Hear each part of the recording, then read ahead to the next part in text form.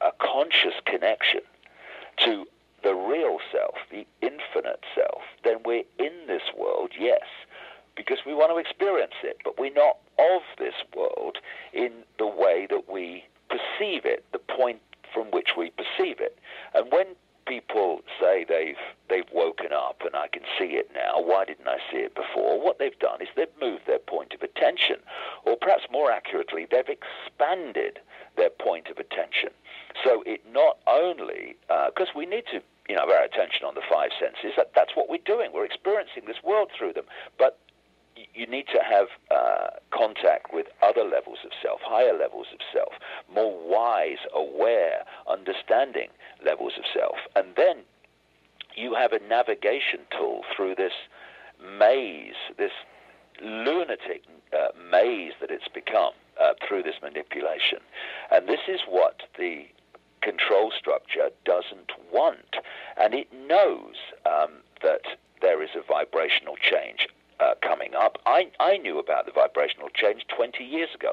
The first book I ever wrote after my awakening was called The Truth Vibrations, and it was named after the energetic change that I understood was coming, which was going to have two effects. It was going to trigger people and wake people up from their coma state, and also it was going to bring to the surface all that had been hidden from us. Now, 20 years ago, no evidence whatsoever. Now, it's unbelievable. I mean, I spoke in New York last weekend. It was staggering, the event and the energy and the people who came. But this is a global phenomenon, this. I was in the Czech Republic a few weeks ago. I've been in the country 3 days, never been there before. It was a translated talk where people having earphones on to get the translation, and I was staggered how many came. This is a global phenomenon. Now, if I knew 20 years ago that this vibrational awakening was coming, then the control system sure as heck knew long before that. And it's been preparing to resist this change. It's no coincidence, Terran, whatsoever, that at this point now, as we speak, the awakening is gathering and gathering and gathering. It's not the majority yet, but my goodness me, the curve is heading to the roof. At the same time this is happening, the control system is throwing everything possible it can at us to destabilize our balance and harmony, so we do not, in the most powerfully potential way, connect into this changing vibration and what I call the truth vibrations. So we're being bombarded with additives in food and drink, not least children. We have a situation, Terran, where they've invented a psychological problem for children called attention deficit disorder. I had it when I was a kid because I was bored stiff. That was the only reason at school.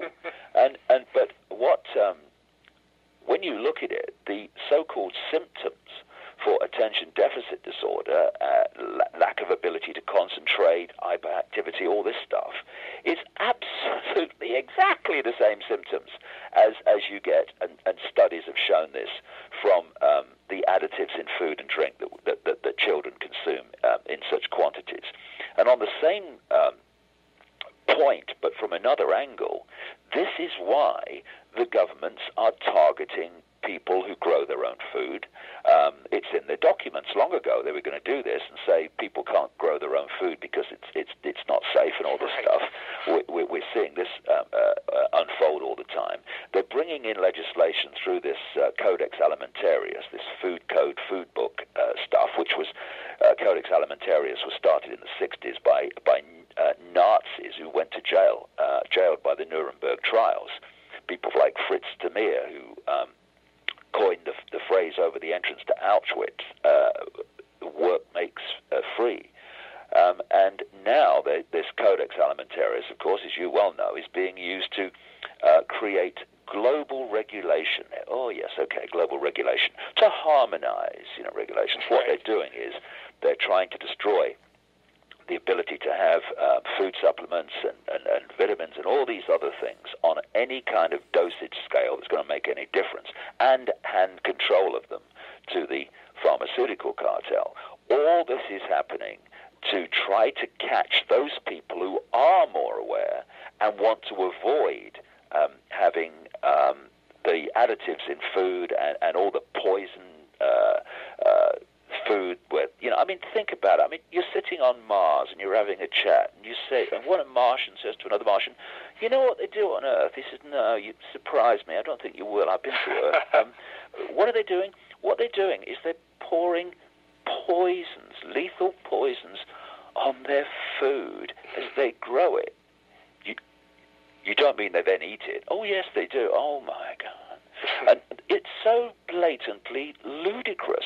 And people who suss that, they want to try to stop them getting access to alternatives, because they want to poison, destabilize, and electrochemically imbalance everyone for the reasons I'm talking about.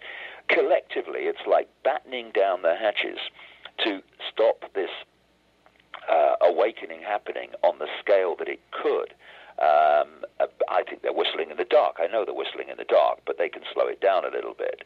And this is why they're putting fluoride in the water. Fluoride calcifies the pineal gland, which is part of the third eye, you might call sixth sense mechanism. This is, when you understand where they want to take us and why, and also the nature of reality and how we interact with it, you can start to see why they're doing this.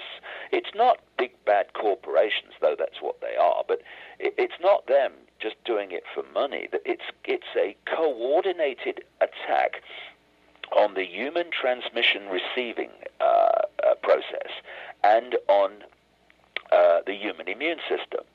And so we are now at this cusp, this incredible cusp, where there is the old epoch energy on which the control system is founded, and then there's the new epoch energy, which more and more people are connecting to, and that energy is information, vibrational information, waveform information, and that's why when people tune to the emerging vibration, the truth vibrations, they see the world in such a much more expanded, open, and state of clarity than those that are still stuck in the old epoch with all its limitations and this myopia of vision of both self and the world.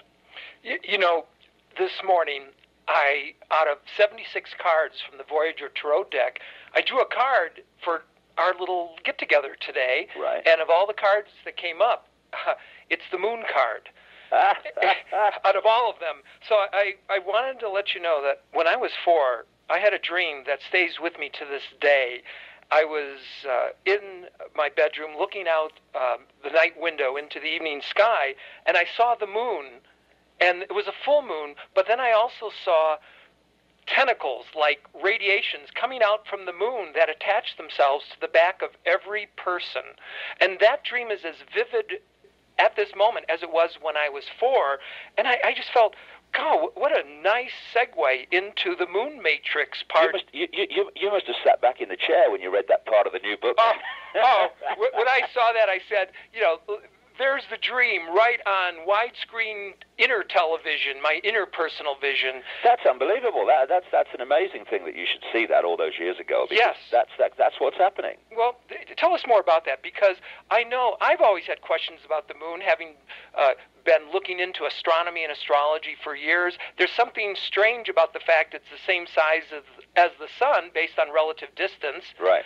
But there's also, something else going on, and I know you bring it out in your book. Well, the story of my journey since 1990 is important to explain how this information comes, because I went to a psychic in 1990, and long story, I'll keep it real short. But I don't believe that. I was a television presenter. I've got verbal diarrhea. I've had the acupuncture and the crystal therapy, Terran, but it won't shift it.